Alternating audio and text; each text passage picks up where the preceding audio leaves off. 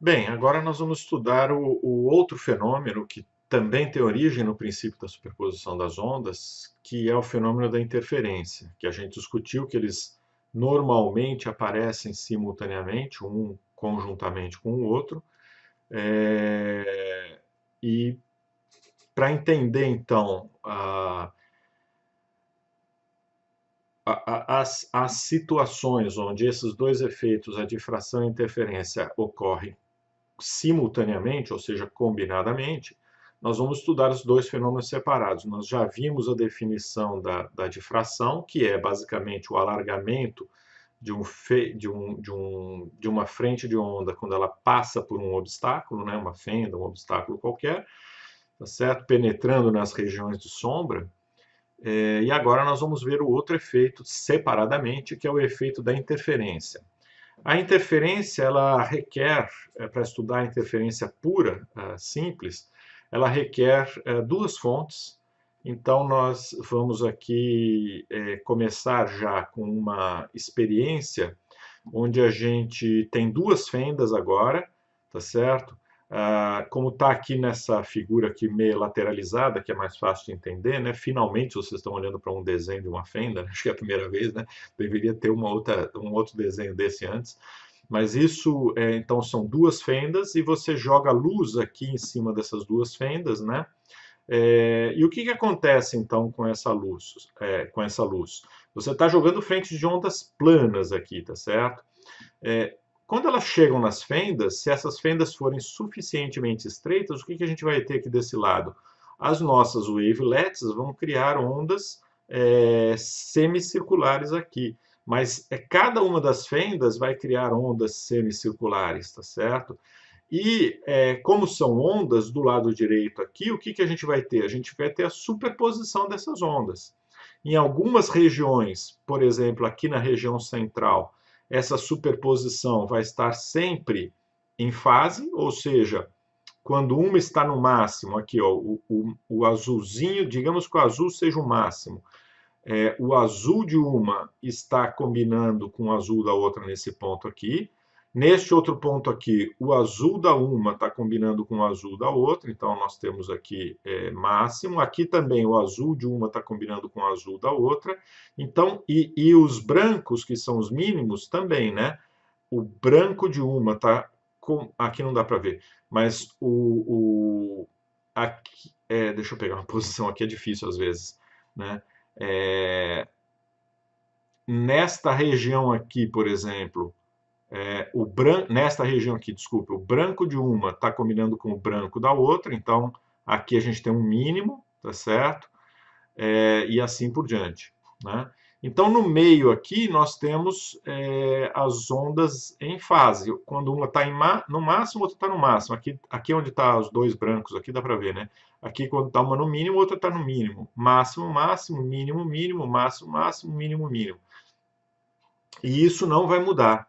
Mas não vai mudar numa situação particular. Se essa luz que incide aqui, ela tem que ser uma luz coerente. O que é uma luz coerente? A mesma frente de onda que passa por aqui tem que passar pela outra fenda, tá certo? Que é o que o desenho sugere, né?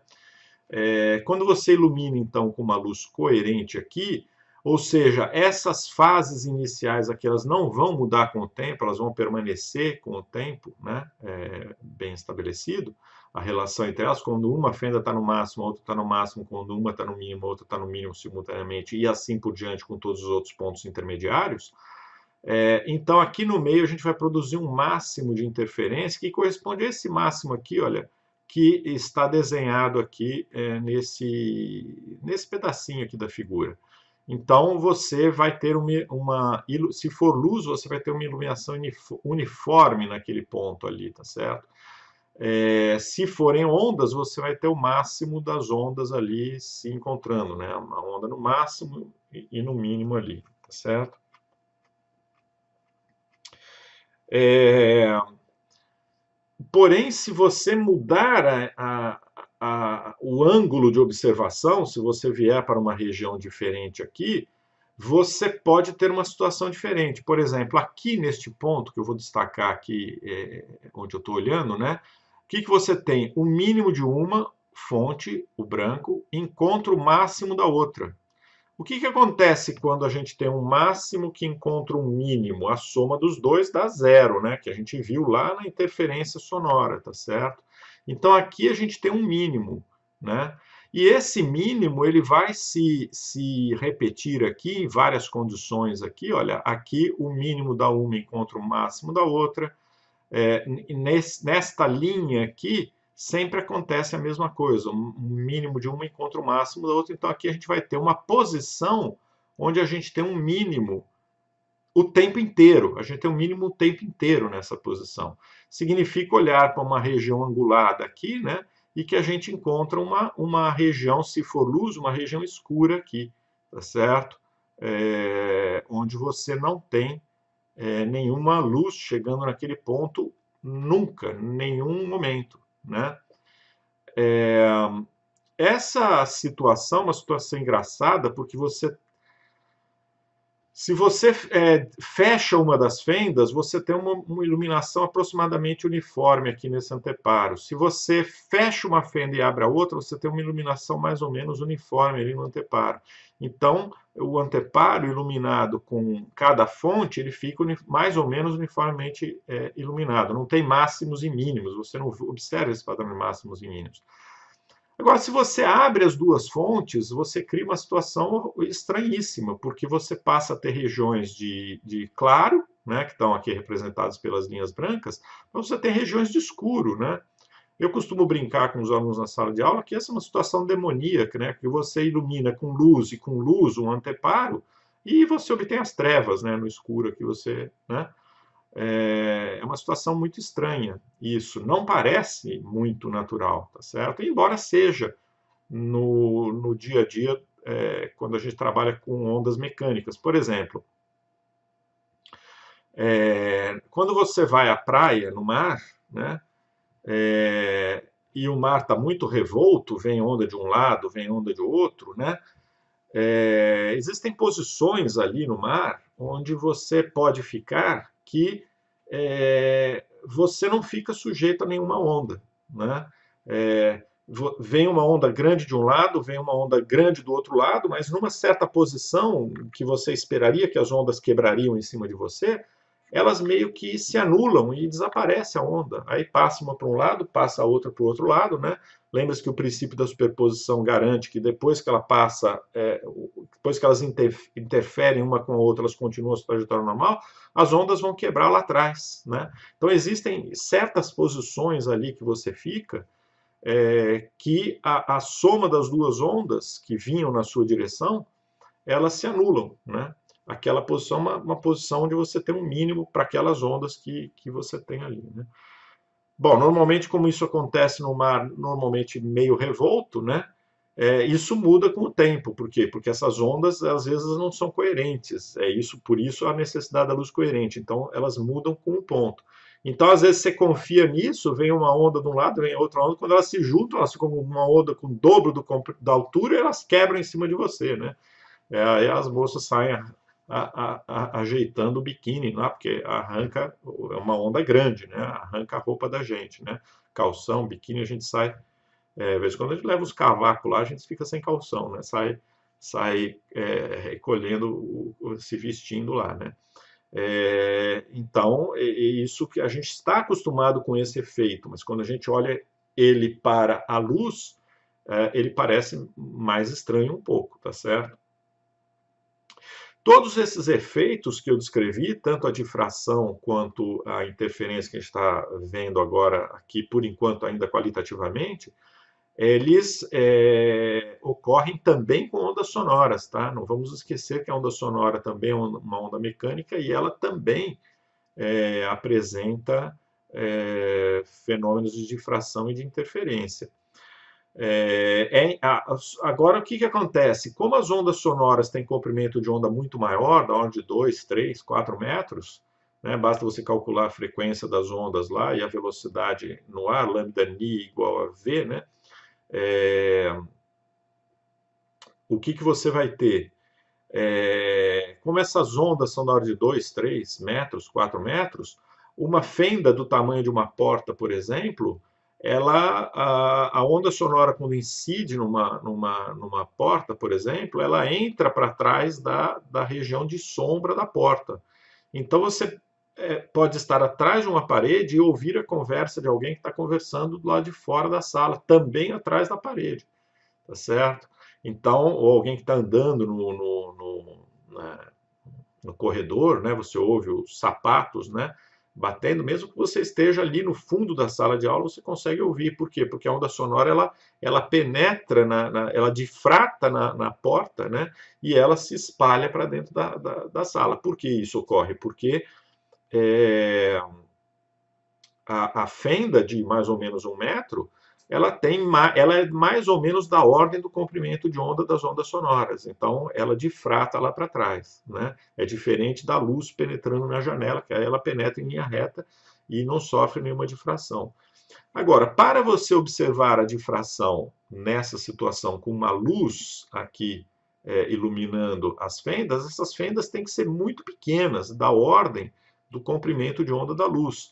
Então, da ordem de 10 a menos 9 metros, nanômetros. Então, são fendas realmente muito pequenas. Na verdade, as fendas não precisam ser tão pequenas, tá certo? Elas podem ser algumas ordens de grandeza até um pouquinho maior do que isso, mas certamente de alguns micrômetros, poucos micrômetros, né, algumas frações de micrômetros são necessárias para você observar isso, né? Normalmente a gente faz isso com filmes fotográficos. Você fotografa e vai diminuindo o tamanho do filme, né? Vai fazendo uma diminuição dele e até que você chegue nessas fendas minúsculas. Outra forma de fazer isso é utilizar, para luz visível, utilizar cristais. Em alguns materiais cristalinos, você joga a luz e ela difrata, tá certo? Ela difrata e interfere, inclusive. Você pode fazer isso, tá certo? Nós vamos ver isso com. Quanto mais forte for a luz coerente, mais claro é esse efeito. Tem duas maneiras de você produzir luz coerente, pelo menos modernamente. A primeira é essa aqui, essa construção artificial aqui, em que a sua fenda dupla está aqui, olha, S1 é uma fenda, S2 é a outra fenda, tá certo? E elas têm que ser iluminadas com uma luz coerente. Como é que a gente consegue criar uma luz coerente? Normalmente você usa aqui uma onda plana chegando numa fenda inicial, tá certo? Uma primeira fenda aqui, tá?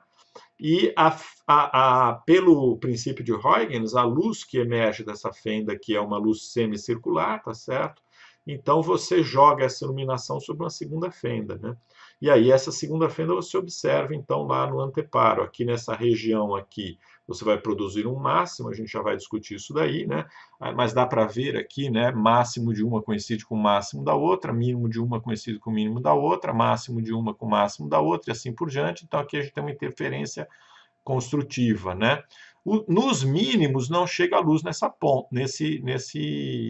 ponto, mas ele está sendo iluminado pelos máximos. Quando você tira a média temporal, tá certo? Aqui tem sempre luz chegando, né? Agora, nesta outra posição aqui angular, tá certo? O que você tem aqui? A todo o instante, o máximo de uma coincide com o mínimo da outra. Olha, o azul coincide com o branco. E da outra fonte agora, o azul coincide com o branco. E voltando para a primeira fonte, o azul coincide com o branco. Então, aqui o tempo inteiro você tem um mínimo, ou seja, numa média temporal, luz nunca chega aqui nessa posição.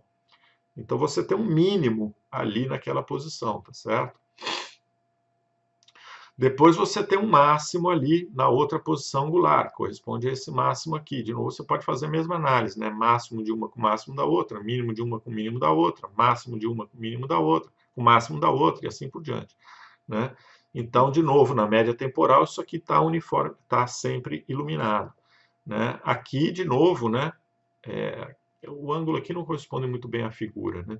Mas esse mínimo corresponde a esse aqui, né?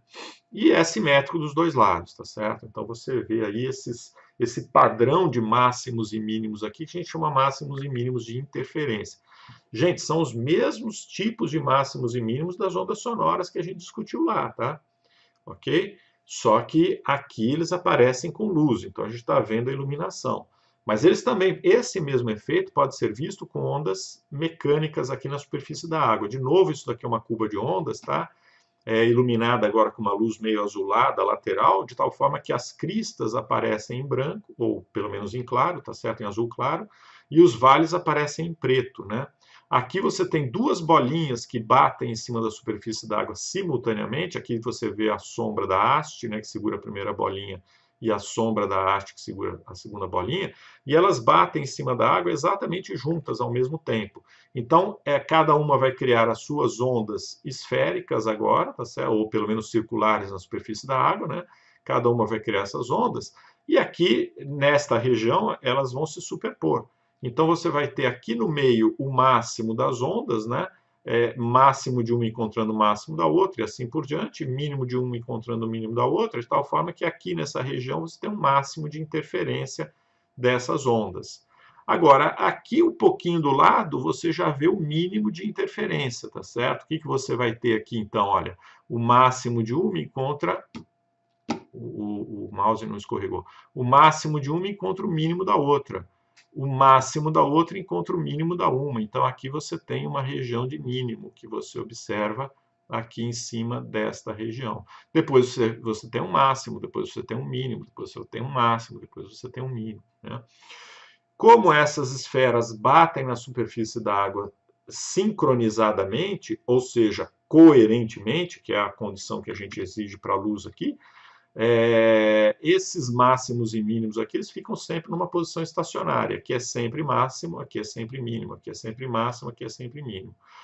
Caso essas bolinhas batessem de forma aleatória, cada uma na superfície da água, esses máximos e mínimos aqui iriam se deslocar no tempo, tá certo? Então, onde eu tinha máximo uma hora, eu passaria a ter mínimo, onde eu tinha o mínimo, eu teria máximo, que é o que ocorre quando você tem lá naquele mar revolto, né?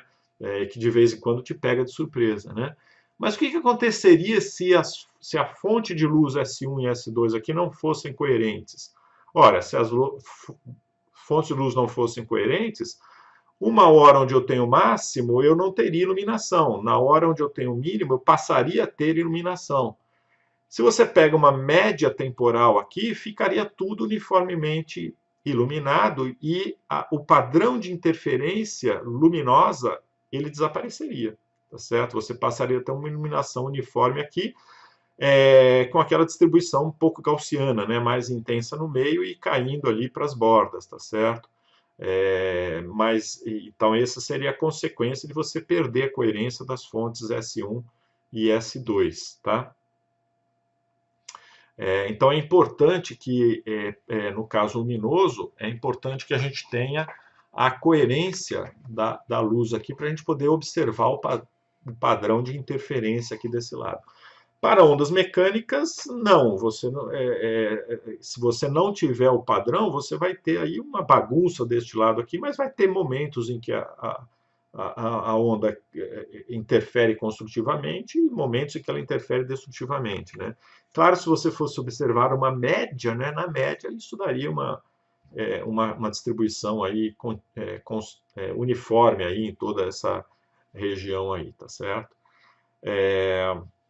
Bom, então, entendido isso, o aparecimento dos padrões de máximos e mínimos aqui, que vem da interferência de duas fendas aqui, bom, pessoal, você pode fazer interferência de duas fendas, três fendas e assim por diante, né? Daqui a pouco a gente vai ver que isso vai gerar um padrão de difração observado simultaneamente com o padrão de interferência. Nós vamos ver isso daqui a pouquinho, é bem interessante. Aqui eu coloquei uma figura para você ver como que surge isso mesmo, né? Então aqui eu tenho um disco, né, com brancos e pretos, né? Isso aqui não são ondas, mas são discos com padrão semelhante à onda, tá certo? A máximos e mínimos das ondas, outro disco idêntico. Quando você superpõe esses dois discos, olha o que acontece aqui, tá certo? Superpõe proximamente, tá certo? Ele não fica um com o centrinho em cima do outro, não, senão ficaria dois discos iguais. Mas quando você superpõe esses discos, o que acontece com a luz que vem de trás da transparência ali? Olha, ela vai aparecer esse padrão aqui, olha. Aqui você produz um máximo, do lado você produz um mínimo, do lado um máximo, do lado um mínimo, e assim por diante. Você produz este padrão aqui de de combinação, né, de superposição dos claros e escuros neste caso aqui, né? Não são ondas neste caso aqui, mas faz o mesmo papel, tá certo? Então você pode ver direitinho o padrão de interferência máximos e mínimos aparecendo aí nessa sobreposição, tá certo? Então agora eu coloquei, aqui está estático o padrão de máximos e mínimos, e eu arrumei uma animação ali também, procurar na internet, da Wikipedia, tá certo? Onde você vai ver o padrão agora. É uma animação um pouco pior do que a outra, não gosto tanto dessa, mas eu não achei da outra, tá certo? E você vai ver direitinho aí o padrão de interferência de duas fontes pontuais, né? Então aqui você pode ver claramente, eu estou um pouquinho na frente aqui da imagem, mas isso não altera em nada, tá certo? Você pode ver aqui ondas planas, o colorido aqui representa apenas o caminhar, a profundidade da onda plana, tá certo? Você pode ver aqui, né, os planos caminhando para a direita, em cima, em cinza também os planos caminhando, né? Então os planos estão caminhando aqui para a direita, estão chegando na fenda, tá certo? Nas duas fendas, né? Aqui a gente tem o anteparo com as duas fendas, né? E cada fenda produz então as suas ondas secundárias, né? Com a difração, né? Cada uma produz as suas, e o que vai acontecendo aqui onde elas começam a se superpor, né? Você vê exatamente padrão de combinação de máximos e mínimos. Então, por exemplo, aqui no centro você tem sempre um máximo aparecendo, tá vendo? Do ladinho dele você já tem um mínimo aparecendo, né? Um pouco mais para o lado você tem um padrão de máximos, um pouco mais para o lado você tem um padrão de mínimos. Então você vê aí como fica a interferência dessas ondas, né? O padrão de interferência, tá certo? Então essa animação aqui é uma animação como era a outra, né? Mas você pode ver direitinho aí o padrão de máximos e mínimos aparecendo, tá?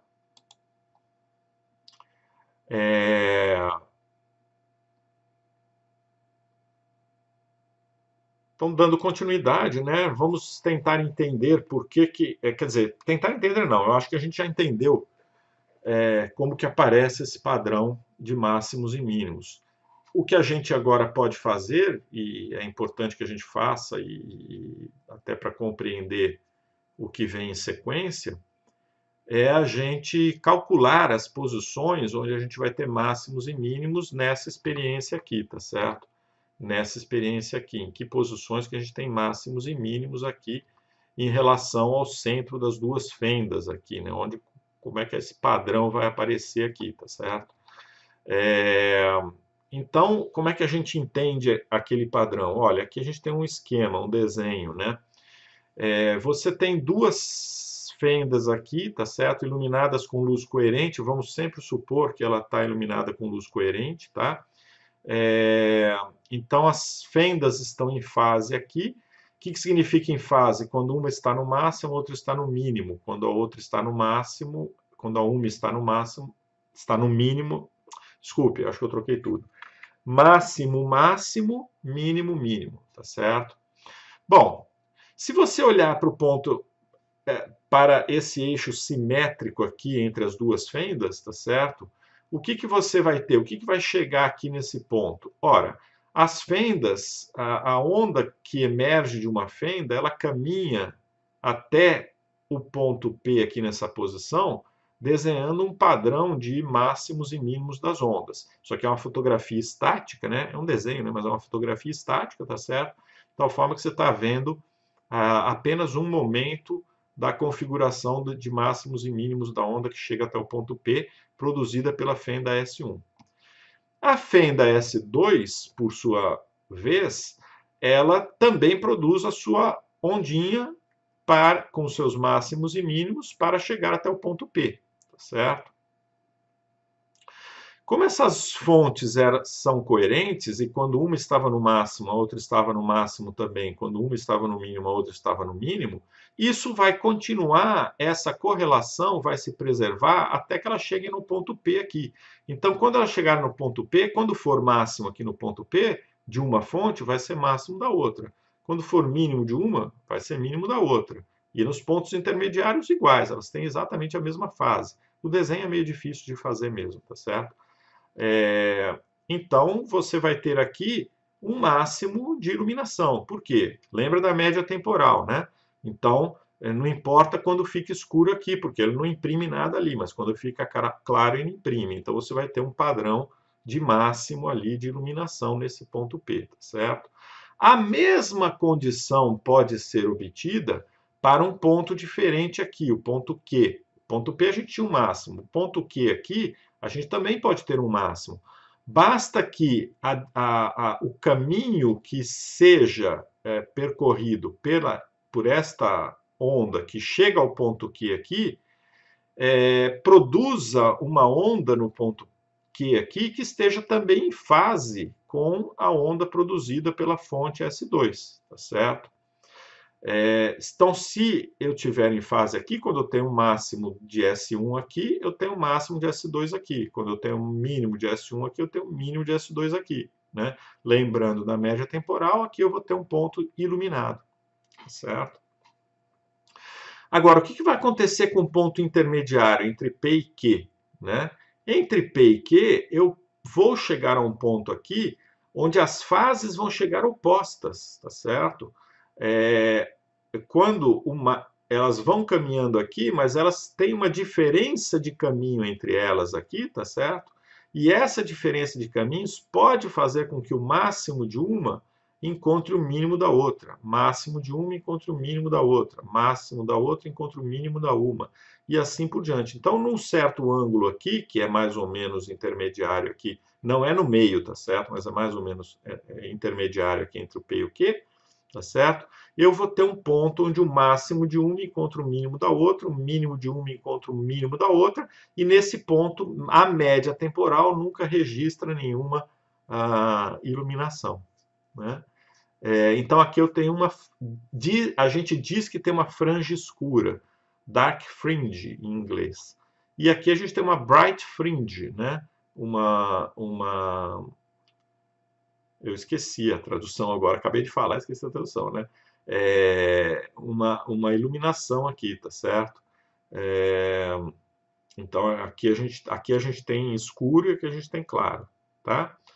Franja, né? Uma franja escura aqui e uma franja clara aqui, como era nitidamente aqui nessa figura aqui, né? Franjas claras e franjas escuras, franja clara e franja escura, né? Como estava no esquema aqui. Gente, isso é a fotografia, tá?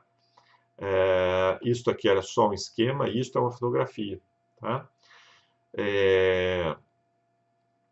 Como que a gente pode calcular isso, né?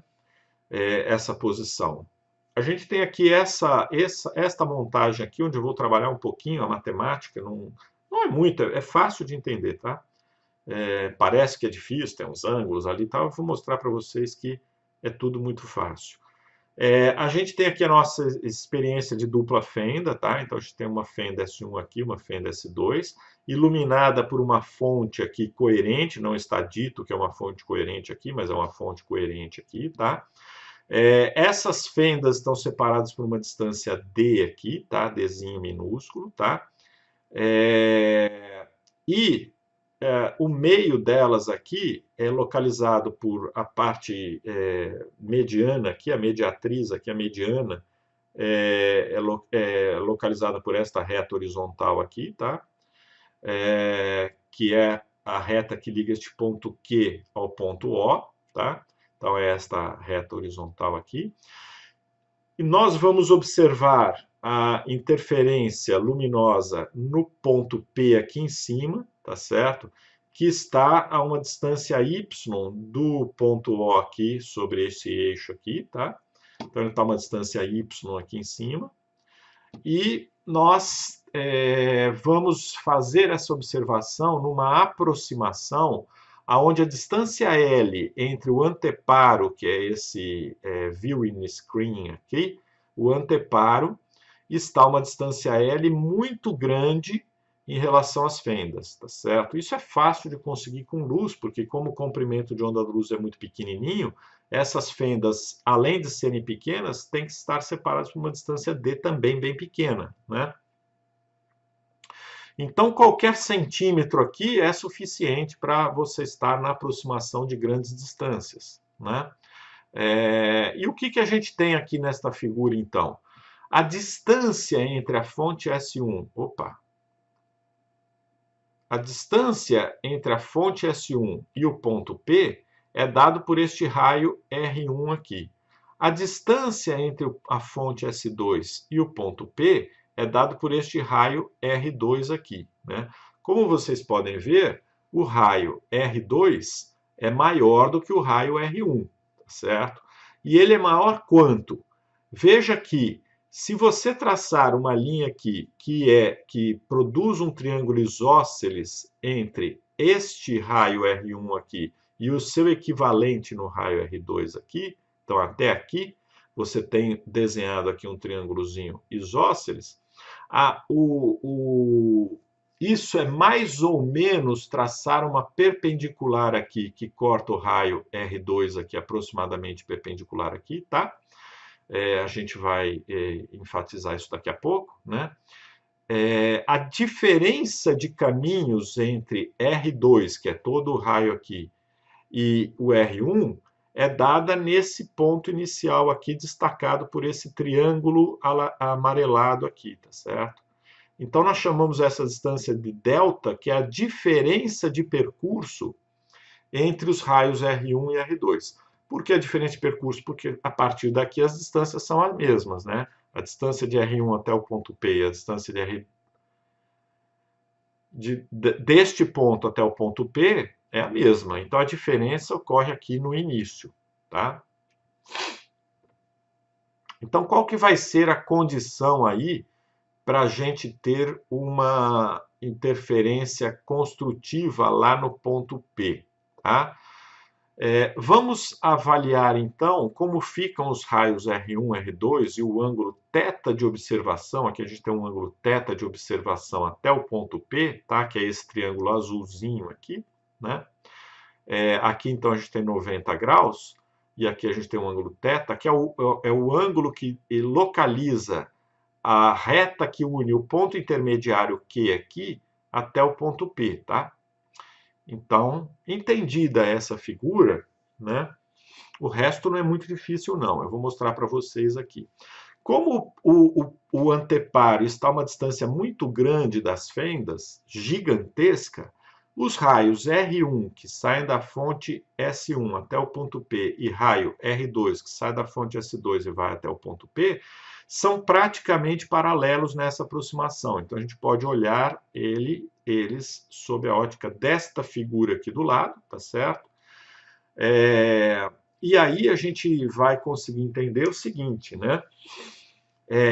Essa distância delta aqui de diferença de caminhos entre as duas fontes, que é, na verdade, o R2, o raio R2 menos o raio R1 na aproximação de grandes distâncias, tá?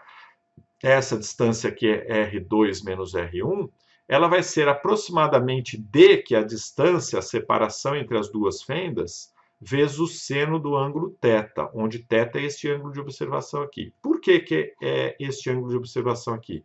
Porque este ângulo de observação é o mesmo que este outro ângulo θ aqui, tá certo?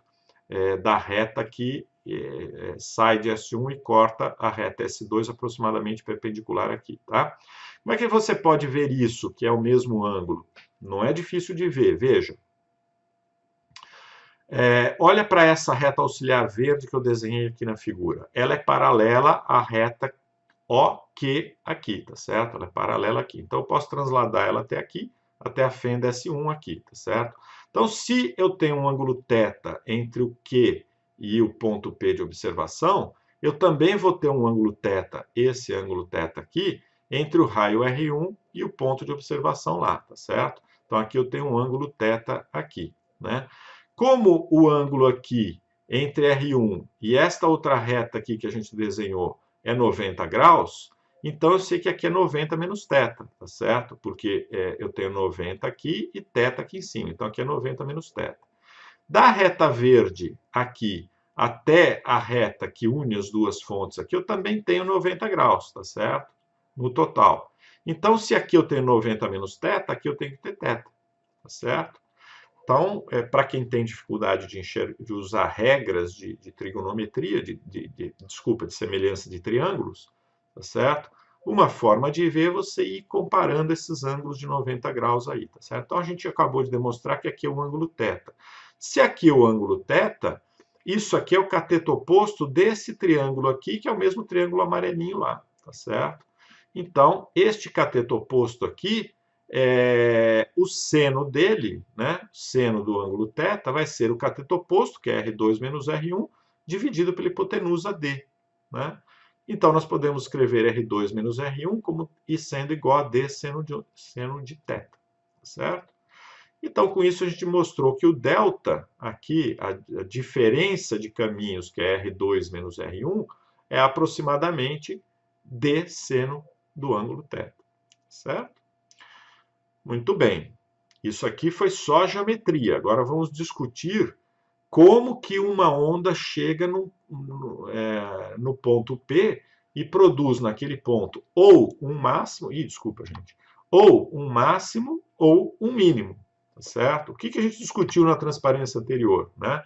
Eles vão produzir no ponto Q um máximo se as ondas chegarem em fase lá. Mas aonde que pode ocorrer a diferença de fase entre as duas ondas? Se aqui eu saio com a onda para cima e aqui eu saio com a onda para cima aqui também, né? Tá certo?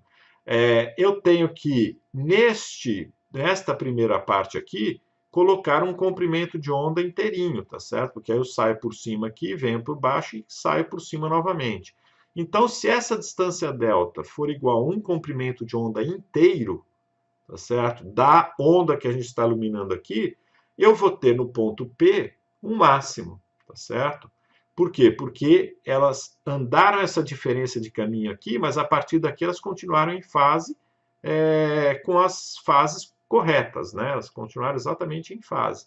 Então, eu vou chegar com um máximo ali naquele ponto. Eu vou usar o quadro para desenhar a figurinha aí. É um esboço, né? Porque o meu desenho é muito ruim. Mas para desenhar essa figurinha para vocês entenderem daqui a pouquinho, tá? E se eu quiser que elas cheguem, produzam um mínimo no ponto P, e aqui eu comecei com o máximo lá em cima, eu tenho que fazer com que essa daqui comece com um mínimo aqui. Como é que eu tenho... E o que eu tenho que fazer para isso? Andar meio comprimento de onda. Então, se eu ando meio comprimento de onda aqui, essa aqui vai começar por baixo, enquanto a outra começa por cima. Tá certo? E aí elas vão andar sempre alternadamente, né? Uma sempre oposta à outra, e vou produzir no ponto P um mínimo de interferência. Então, a condição matemática é essa daqui. A diferença de caminhos, que é R2 menos R1, é D seno de θ, né? E que a gente chama de diferença de fase, né? Se o delta for um número inteiro de comprimentos de onda, aí pode ser 1, 2, 3, etc., eu vou ter no ponto P uma interferência construtiva. Se o delta for um número semi-inteiro de comprimentos de onda, né? Por exemplo, meio comprimento de onda ou um comprimento de onda e meio e assim por diante, eu vou ter no ponto P uma interferência destrutiva, certo?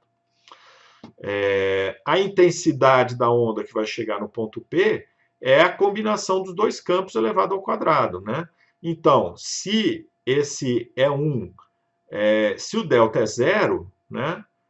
Ou o número inteiro de comprimentos de onda, o valor de E2 é igual ao valor de E1, né? E você eleva ao quadrado, então vai dar um número positivo. Se o E1 de x mais delta é menos esse outro E1 aqui, eles vão estar naquela configuração, um positivo, outro negativo, dá zero, então a intensidade naquele ponto dá essencialmente zero, porque a intensidade é proporcional ao quadrado do campo, tá certo? Então eles vão dar zero ali, né? E claro, vocês podem perguntar o que acontece com valores intermediários entre a interferência construtiva e a interferência destrutiva, né? Bom, aí você tem uma interferência, copo meio cheio, meio vazio, tá certo? Uma interferência parcialmente construtiva ou parcialmente destrutiva, depende de como você olha essa condição. Mas certamente eu vou ter uma intensidade que é intermediária entre o mínimo e o máximo de interferência, tá certo? Então é essa condição. Vamos olhar um pouquinho melhor para essa condição que eu desenhei aqui. Eu vou usar o quadro para fazer esse esquema, né? Acrescentar uma nova página aqui, tá certo? O que você tem, então, ali naquela figura? Deixa eu pegar aqui para não apanhar demais, né? Você tem a fenda ali, tá certo? Uma fenda e a outra fenda aqui, tá certo? Você tem o vetor que localiza o ponto P ali em cima do anteparo, onde você vai fazer a observação, tá certo? Aqui você tem aquela distância Q aqui e O aqui, né? Que vai dar então aquela linha reta aqui no meio, tá certo? Então aqui vai ser o O e lá vai ser o Q, né? Não consigo desenhar o Q, tá certo? Aqui é o ângulo θ, né? Aqui é o ângulo θ, tá certo? E aqui aquela reta que vai ligar os dois pontos, tá certo? Mas nós estamos então olhando para essa distância aqui, eu vou traçar uma retinha aqui, tá certo? Nós estamos olhando para essa distância aqui, que é a distância que nos interessa, né? Essa distância aqui, que é o delta, né? Que é o R2 menos R1, essa distância é o delta, tá certo? Então agora vamos desenhar aqui as ondas. Na verdade não vou desenhar a onda porque é muito difícil desenhar, vou desenhar só o início dela, né? Se aqui sai para cima a onda, tá certo?